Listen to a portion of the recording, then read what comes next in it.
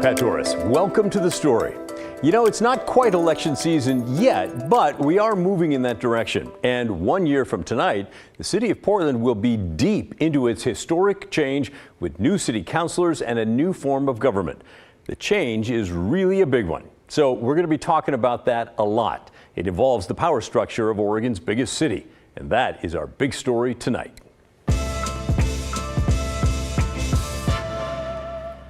Now, if you don't live here in the city of Portland, and I know there's a lot of you, don't worry about it. That's okay. I think this is going to be fascinating for you anyway. One reason why is this new voting system. It involves ranked choice voting. It's a form of voting that's gaining popularity around the country, so it may be coming to your town or city soon. All right, now back to Portland. The first change is timing. Instead of having a spring primary election to weed out the field, the city will have one election in November for all the new council members and the mayor and the auditor. And instead of 4 people, the city will elect 12 commissioners. The city will also elect a mayor and city auditor, as I mentioned. But long before that happens, like, you know, now, lots of folks are already thinking about running for office. Some are even putting together their campaigns. So this story is about the basic steps that it takes to run for city council in Portland. It's more wide open than ever this year. Our guide for this journey is Deborah Scroggin. She's the elections director for the city of Portland, and she has a firm grasp on what's happening. She agrees this will be historic and complicated. I would agree with that. Yeah. You'd probably say it in more eloquent terms. But I think this is the biggest change we've seen in recent memory. Yeah, okay. So we're probably going to have 10 or 20,000 people trying to run for all these council positions. Yes. Because here we are in January, and I think there's already 30 or 40 people declared for all the different spots. What do people need to know? How do you go about doing this? Well, first of all, no one is declared yet because you can't file for office in the city of Portland until June 5th. But a lot of folks have said, hey, I'm going to raise money. I'm going to file for public matching funds. I'm going to put my name in the media, that sort of thing, which is perfectly fine. You can't actually file for office with the city elections office until June 5th. Okay. So just want to let folks know that. You may see names floating around, but those are not official yet. Okay. So filing window starts June 5th. We'll have all the information for candidates available currently in our candidate guide, and folks can take a look at that and digest it, but they can come to our office or file online starting in June 5th. All right, did you get that? June 5th. One of the first official things to do is declare you are in the race, but you cannot do that officially until June 5th. When you can do that, you can either fill out a form online or go to the elections office in person. It's in Portland City Hall. You also have to pay a fee of $75 if you're running for a council seat, $100 if you want to be mayor or auditor. And if that's too much for you, you can go around your district and get 500 signatures from registered voters saying they do want you to run. Check the elections office for the exact wording on that. So that's a change too, right? That filing process is different. We upped the fees a little bit. That hadn't been upped since the 90s. And we changed it to 500 signatures to align better with state law. But either way, it's to show us that you really want to be on the ballot and you take this seriously. Okay, so we know about filing for the office, but long before that, like even right now, you'll probably want to start gathering contributions so that you can buy things like yard signs and stickers and to mail those colorful postcards that we all love. And there is a decent amount to learn about that process. The city of Portland has rules about contributions. First, you should call the city's small donor program and ask for a free and confidential class on how campaign finance works in the city of Portland. The number to call: 503-823-4345. Now, here are some of the highlights. You can only accept a maximum of $579 from any one person, and they have to be a U.S. resident and 18 years or older. You can also take part in the small donor program. You can use that to get free money from the city if you qualify, but you also have to agree not to take more than $350 from any one person. And they have to live in the city of Portland. This whole program is set up to encourage candidates to raise money from people who live in the city. Small Donor Elections is in another agency in the city. They offer public funds to run a campaign, and there's a lot of requirements to get those funds and to qualify for them. We have the basic information for that in here, but I would also encourage them to get a hold of Small Donor Elections in the city of Portland. All right, thanks for pushing us that way. The city, by the way, will match the first $20 of each donation at a rate of 9 to 1. So for example, once you qualify, if someone gives you $20, the city will give you 9 times that, which is $180. Now to qualify, you need to take that small donor training, and then if you're running for mayor, you have to collect at least 750 separate donations of anywhere between $5 and $350. If you're running for auditor or city council, you have to collect 250 different contributions of anywhere between $5 and $350. They each have to come from people living in the city of Portland. Once you meet that threshold, the city will start doling out that matching money. Right now, candidates for mayor can get up to a total of $100,000 in matching funds. Candidates for auditor can get up to $40,000, and candidates for city council can get up to $120,000 total. Those amounts may change, but that's where it is right now. And remember, you don't have to use that program. In fact, you have to apply to be part of it. But if you don't want to use it, you can just go on and start getting contributions. And if you're not in the program, you can accept that higher amount, up to $579. It's an odd number, I know, but it's been growing with the rate of inflation, and so that's why it's kind of a weird number there. The deadline to apply for that program is August 1st. So, June 5th, we officially register to be part of the election, and we've paid our fee or gathered the signatures. What's next? Next, the city's going to make sure that you can be in the race. What's next is we determine if they meet all the requirements. You know, are you a citizen of the United States? Are you a resident of the city of Portland? Are you in the right district? Are you registered to vote? The requirements are laid out in our candidate guide again. One thing I'd like to highlight is that you really do have to be a resident of that district a year prior to the election.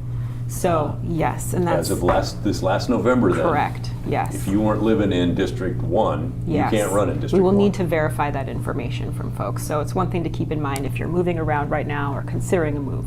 It's too late. I would just contact us, look up your district, go to portlandmaps.com, see where you actually are, make sure where you're moving. You can move within your district. Ask around, look at the map, and make sure you're in the right place. Okay.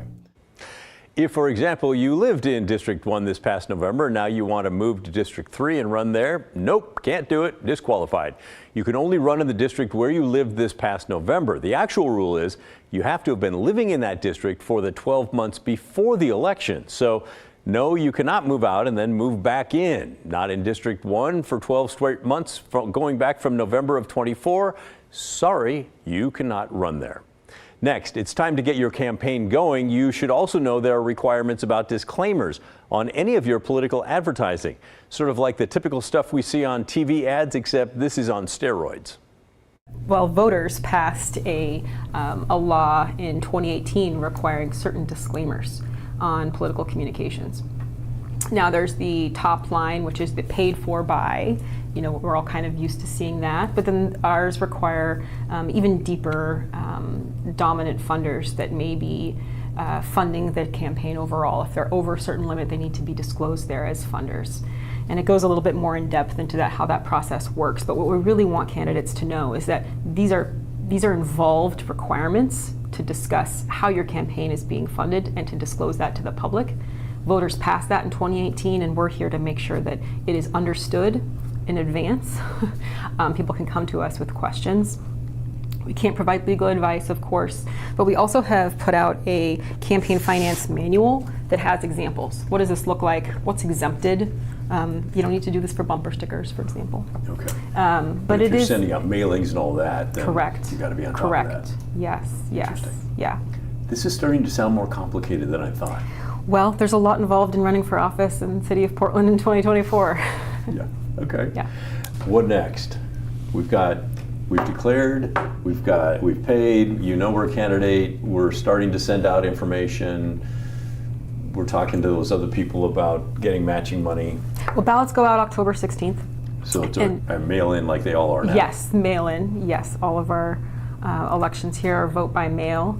And election day is November 5th. So during that time period, we expect a lot of activity, a lot of campaigning, a lot of campaign finance concerns and questions, and a lot of get out the vote and public education campaigns that we're embarking on to teach people about what ranked choice voting means, what to expect on their ballot. We do think it will be one of the busiest elections in history, if not the busiest election in history in terms of candidates on the ballot. So really want to demystify the process for everyone. It shouldn't be a surprise when you open up your ballot what is this? You know, how do I do this? And when you say busiest, you mean gross number of people running? Yeah. Inquiries to our office, concerns, questions. When there's this much change so quickly, it can get confusing. You know, and we're here as an office for official information, so people can come to us. I know this is super granular. I hope you're still with us now. Finally, speaking of the change, the ballot that you will get in the mail for that Portland election will look different than anything you've ever seen from the city. It'll probably look something like this, with several candidates that you can vote for when it comes to the city council races.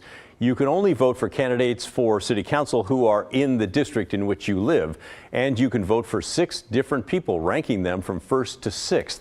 Then ranked choice voting will kick in. And that ranked choice voting system is so complicated that we're going to devote an entire different story on a different show to that. But there's our outline for how you can run for election in the city of Portland. Coming up next on the story, we're going to take a few minutes to talk about utilities. From PGE's response to our recent winter storm to Comcast outages still lingering tonight, and even rate hikes for power companies other than PGE in our region. How much more can you expect to pay to keep the lights on? We'll have the details when the story returns.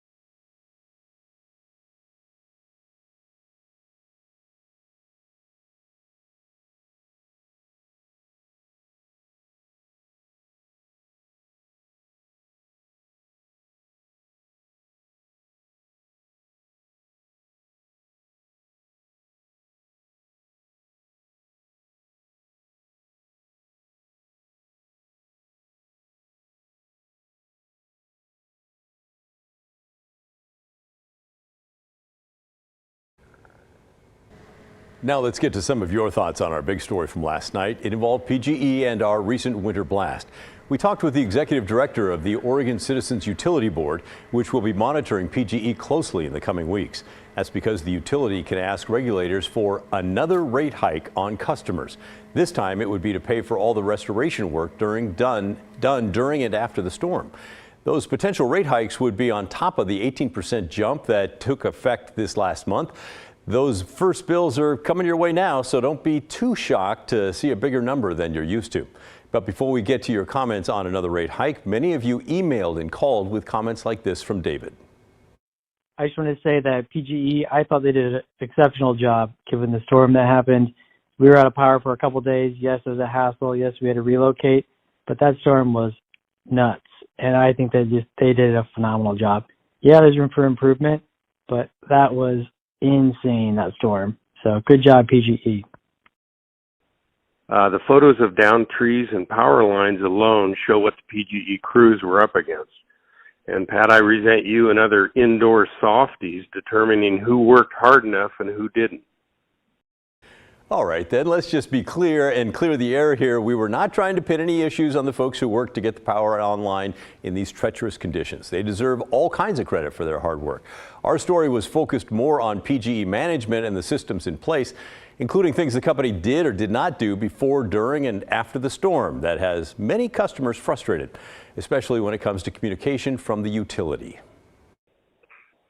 I was one that lost power from Saturday to Tuesday in the Washington County area, and the outage map showed that power seemed to be back on, but was not. I signed up for alerts, which I received none that the power went off, and none that the power was restored. I think their lack of communication and their outage map is big issues for the situation that we went through. A viewer named Matt lost power for 3 days out in Beaverton, and he wrote to us to say PGE should be ashamed of themselves after their horrible rollout of power maintenance during these storms. Their site kept crashing. Support used blanket statements for all social media comments. They gave no estimates or explanations on how they approached county needs, and all of this fresh off telling us they're raising our cost by 18%. He went on, they had plenty of time to be ready for this storm and they sat on their hands. This is what happens when monopolies on resources have full control. It's a joke. Move our power underground. Get smarter. PGE dropped the ball here and they know it. To ask for another rate increase to pay back what it's going to cost them to restore the power when they just got a 17% rate increase effective January 1st. That just seems a little obsessive to me. So, all right, thanks for that. Trevor wrote in to say, I personally believe PGE needs to handle this without gouging its customers to help cover a stopgap that could have been partially avoided in the beginning, staying proactive on their end rather than continue to hike prices for its customers. This situation seems more like mismanagement from the top. As we said yesterday, we'll be following the story closely to see if PGE applies for more rate hikes to recover the costs of the storm restoration and what regulators have to say about that. Another complaint that we heard from many of you in the wake of last week's weather was like this from Steve. The real travesty was with Comcast Xfinity, who had minimal communication to their customers like us who had no service for 12 days. It's absurd that a customer can't speak to a live voice and the only interaction is with their AI bots. Steve says he's going to look for a different provider now. And Michelle wrote to us saying that even yesterday they did not have Comcast internet service restored, saying, I, along with neighbors, have attempted multiple times to reach a customer service agent with no success, no updates, no ETA. Frustrating to say the least, as my husband and neighbors work from home. Well, we know how frustrating that is, so we used our resources to cut through the static for you and talk to the Comcast folks today ourselves. They told us 98% of the customers in Oregon and Southwest Washington who lost internet service are back online now. That number's up from 75% on Monday. They tell us for the other 2% who are still out, well, their techs are waiting for power to be restored in some areas, or they're waiting for utility companies to clear from neighborhoods before they can go in and fix their equipment. When we asked about the emails that you've sent us about poor communication on their end, they responded with this. We know service interruptions can be disruptive and aim to keep customers informed via direct SMS messages, the Comcast Facebook page, our Comcast Oregon blog, and of course, the Xfinity app. And those of you who've been without internet for a while will want to remember this little tidbit that they included in their response to us. Additionally, we will offer proactive credits to customers who have experienced a prolonged service interruption following power restoration. And while we're on the topic of utilities and things like rate hikes, Pacific Power and Clark Public Utility customers will also see higher bills soon. Let's start with Pacific Power, which serves over 600,000 customers in Oregon. By comparison, PGE serves around 900,000. These specific rate hikes took effect January 10th. The average residential customer will see about a 13% jump. For a single family resident, that equates to about $15 more a month. Small business customers got a hike of 12%, and large commercial or industrial facilities, they got the worst of it. Pacific Power customers with nearly a 17% increase for them. The Oregon Public Utilities Commission, the regulators who approve these rate hikes, say most of these increases are because of market volatility when it comes to the cost of power that utilities buy to meet demand. Another part of these hikes are from wildfire risk mitigation efforts. Now let's move on to Clark Public Utility customers north of the Columbia River. You are seeing your first rate increase in 13 years. Clark Public Utility serves around 235,000 customers. They'll see a jump of about 14% in their bills starting on March 1st. For the average customer, that means another $14.50 per month. Many of you in Oregon are probably wondering, wait a minute, Clark Public Utility customers have avoided a rate hike for more than a decade? How'd they do that? Well, the answer is because the utility company is an at-cost nonprofit public utility. They say this hike is also due to higher power supply costs because of things like severe weather and compliance with carbon emission and renewable energy requirements. To give you an idea of just how much money is spent during big weather events, Clark Public Utilities tells us the last big winter storm that we just had between January 12th and 19th added $26 million to their net operating costs this year. An extra $26 million because of a single week. That is big. So while we focused a lot on PGE's rate increase and other issues during the last storm, many of the utility companies and customers in our region are feeling the same financial pinch with their bills going up as well. Up next on the story, we're going to stay in Clark County. Today they held their point-in-time count to see how many people are experiencing homelessness there. Blair Best spoke with people who are living on the streets and in their cars on the Washington side of the river. Her report is coming up next when the story returns.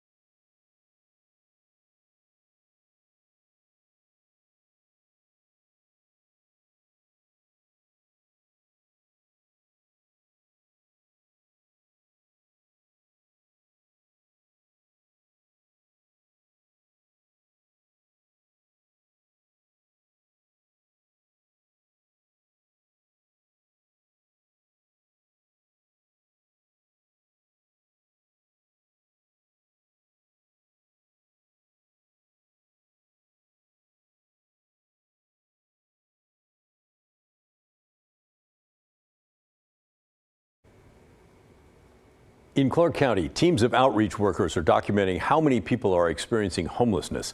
It's all part of a federally required survey called the Point-in-Time Count. Notably, there will not be a point-in-time count this year in Multnomah County.